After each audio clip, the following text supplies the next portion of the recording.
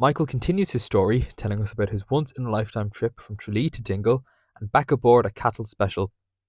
Our own railway carriage, 7T, travelled along this very route, and Michael is most likely one of the few people alive who travelled on the line to share with you his memories of that adventure. We set off with number 8T on the relief special at about 8:20, I think, 8:50, 8:20 on that Friday morning.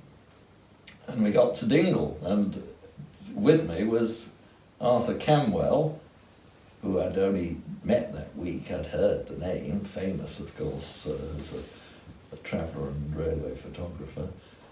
So Camwell was there with two of his friends, so that's 3, and myself 4, and there was a fellow called Cedric Owen, 5, and his friend 6. I think there were 6 of us stuffed into the brake van. And the memory of the riding in that brake van was the fuchsia. Of course, fuchsia in the west of Ireland, as you know, were very profuse at that time of the year. And the whole of the floor of the van was covered in fuchsia petals.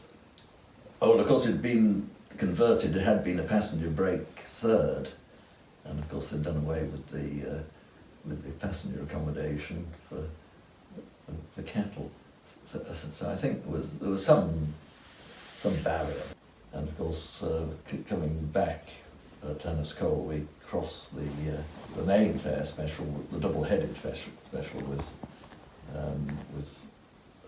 1 and 2 on that, yes, and we had number 8. Often they were accompanied by a CIE lorry with a mechanic running alongside the train almost. But I don't think that happened that day. But the strong memory is of Arthur Camwell, who was known to the driver. The driver said, "Oh, I remember you coming here before the emergency, before the pre-1940, when of course he'd been there in the summer of 1939, I think, and he was remembered from that. And he had the audacity to say to the driver, would it be possible to stop at that overbridge coming after Curraduff Viaduct? I'd like to get I'm just starting colour film. This was cine, and it was his very first attempt at colour cine, June 51. And so we stopped just short of this overbridge, and Camwell went climbing down and got up on the top of the bridge and got a lovely cine shot in colour of us restarting. And then I think we must have stopped to let him get back on again. That's my picture, taken when I was 16. And that's Camwell at the footplate, is it? Or, no, that's Cedric Owen, CHS Owen. Right. And that's his friend, that's the guard, and that's a friend of Camwell's. Right. Camwell was up beside me, I think, because Camwell took a almost identical photo, and that's the remains of the of the waiting room at Ballinamore. Yes, so IBO Peters, I'd probably heard of him, but nobody knew he was going to be there, and he turned up in his Bentley, a very posh car of his, at Enniscole to record the crossing of the main double-headed fare special with 1 and 2, with our relief special returning with the overload with number 8 at Enniscole, beside the South Pole Inn, famous for Tom Crean years earlier. I couldn't afford to eat really, I had no money. We soon loaded up whilst we were having a snack in the town.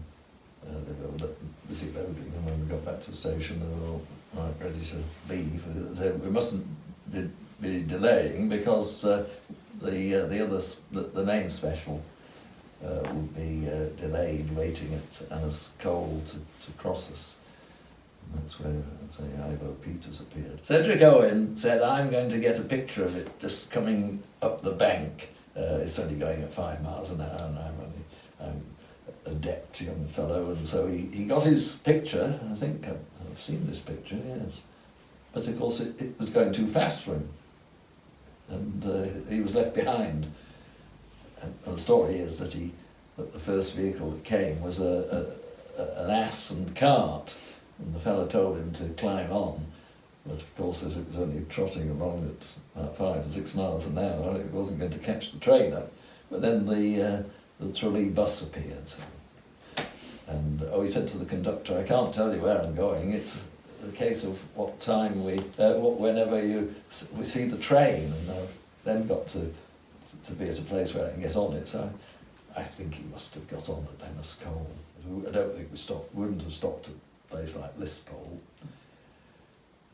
They were always rather anxious to keep going across that rather Dunchy line. It was supposed to be a speed limit, and they never bothered about the speed limit. So, and then coming back, of course, at Glenegal, then you got that wonderful view right across to Phoenix and to Castle Gregory town, which Camwell had visited, of course, on his pre-war trip. I didn't at any stage ride. I don't think anybody was invited to ride on the footplate of those two trains that day. So we enjoyed it nevertheless.